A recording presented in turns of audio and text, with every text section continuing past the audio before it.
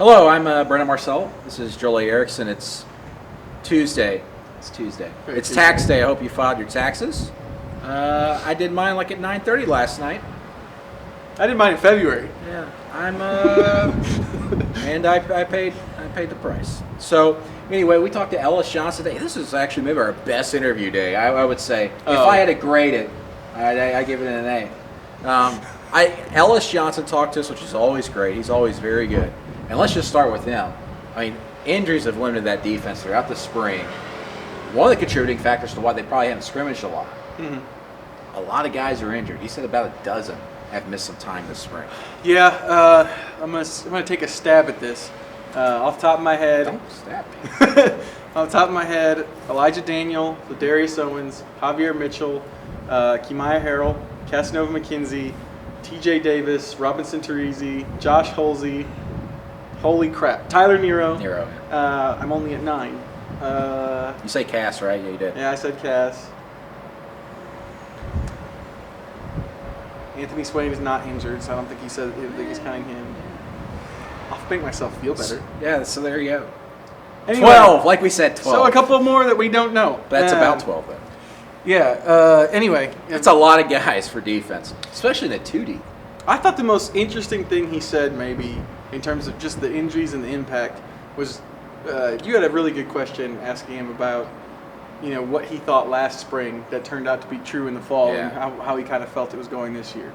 Yeah, last year was they felt okay with their depth, and that was a big question going into last spring. But this spring, he feels good about maybe not necessarily the depth, but that they are going to make plays, which is a big thing because, as we all know, there were times last season where the defense would be in great position and they just would not make the right read. They wouldn't make the right play. They'd miss a tackle. That's good to hear because here's the thing. As Ellis said, after the spring, they're going to be able to rebuild that depth after they get through these injuries. The problem is it's like this isn't something new for them. Ellis had to deal with a lot of injuries last season too. Holsey being the big one there at safety. But he spoke about safety day. He feels pretty good there at the depth going forward. I think that what we've seen as far as depth and guys stepping up, this is kind of off topic, but it almost seems that Derek Moncrief might be the MVP of the spring for the defense as far as a guy that's been consistent, has come through, and has been able to maybe carve out a little bit of a role there that they can make themselves feel better about and build some depth by. Ellis essentially said that Moncrief's a starter right now. Yeah. Essentially, just said it plain as day.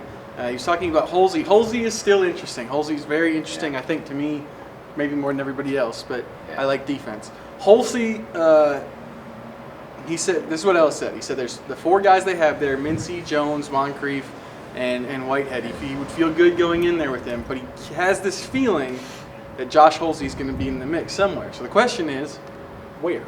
Yeah, and he mentioned again today, could move him to corner. When we get to could be to boundary the fall. corner. He will be on the boundary. That I think is pretty clear. Yeah. He's going to be on. They like his physicality. He's going to be on the boundary. But the question is it at safety? That's where Moncrief is right now. Right. Or is it corner? If it's at corner, my best guess for what they would do is they would have Holsey start at corner, Mincy would be the field corner, and Jonathan Jones would be the third corner. So there you go. Trevon Reed, we talked to him. He's battling there after moving from receiver to cornerback. He says it's been a little bit more difficult than he expected. Yeah, as a receiver, you're maybe a little bit cocky because you're always going against those guys like, I can do that. But backpedaling is a little bit different. Dealing with the physicality of not hitting guys, but when the guys run into you on the line there and trying to get a separation, he's got to improve there, I think, with some physicality, honestly. But he's trying to work there. We'll see what happens there. I would not expect him to be, a starter. Maybe he can crack into the 2 deep, see some playing time. And this is a guy that was, as we all know, he came in as a highly rated athlete, got a shot at receiver, just didn't seem to really catch on. And last year was really his chance to make that next step, and it didn't really happen. What's tough about the physicality is, as a defensive player, you want to hit the guy, right? Right. So you get out and hit him, but the problem is if you don't keep your feet moving, you're dead. Yep. And I think that's the toughest part to learn for anybody kind of trying to play that. That's kind of what you're talking about with the back pedal. You're trying to move forward and back almost at the same time, sort of. So and really it's the transition that's the toughest thing. Jeff Whitaker, talked to him. Yeah. Really good stuff from Jeff on just the decision he had to make. He could have come back at Texas A&M. He had to do something that's very tough for any athlete. He had to admit that he wasn't ready. They were expecting him back around the Texas A&M game. He's going through his rehab and realized, I can't, I won't be able to go. So they had to redshirt him. So that was a very interesting admission. And his story off the field is so interesting to me. I thought the thing that really stuck out when he was talking was, he saw it as his job to bring the team back down to earth with things. Yeah, that was good.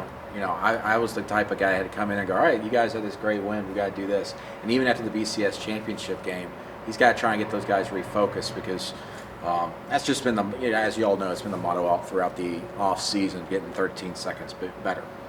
Peyton Barber, we talked to him today. Great kid. And talked to him off the side a little bit too, and it's interesting. He's battled through dyslexia and ADHD, which is difficult to do, especially when you're having to look at a playbook a lot and you're trying to figure things out when you're first getting on campus. And he came on campus and he knew he had ADHD. He said he told the coaches up front. Told the coaches, hey, on his recruiting visit, I've got this. But then it wasn't until like 4 months ago that doctors were able to figure out that he has dyslexia too, which, as some of you might know, it kind of just jumbles up letters and words and everything, and it's really difficult. And he noticed it one day when he was reading in class, and they got it looked at, and he said his father has it as well. It kind of runs in the family, and he's battling through it.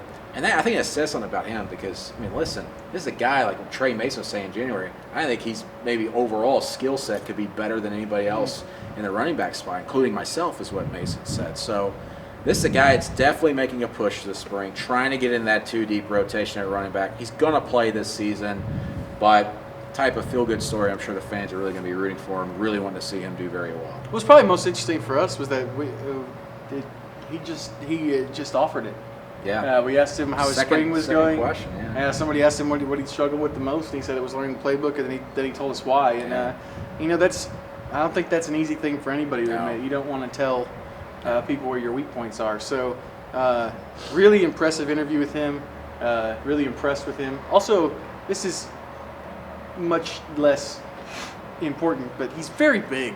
He's a really big dude. He's a big kid. He's a big dude. You're exactly right. When he walked in the room, I was all like, that does not look like a second-year guy. Yeah, he's a big dude. Yeah. And Reese Dismuke's talked a lot about that. He said him and Cap, those are big guys. They can take a beating, take a bruise, absorb some bruises, which goes along with what Gus Malzahn and C.J. Uzomah and all the other guys have been telling us, that when he was on scout team last year, he was getting beat up, but he always popped back up, and a lot of guys could really kind of not almost quit, but just kind of just be downtrodden by it. But he kept fighting through it. And also interesting when he was saying today, he goes, when I was watching Trey Mason and Cameron Artis-Payne doing everything they were doing early in the season, I got to figure out a way to get myself better. So he was volunteering, let me do more scout team stuff.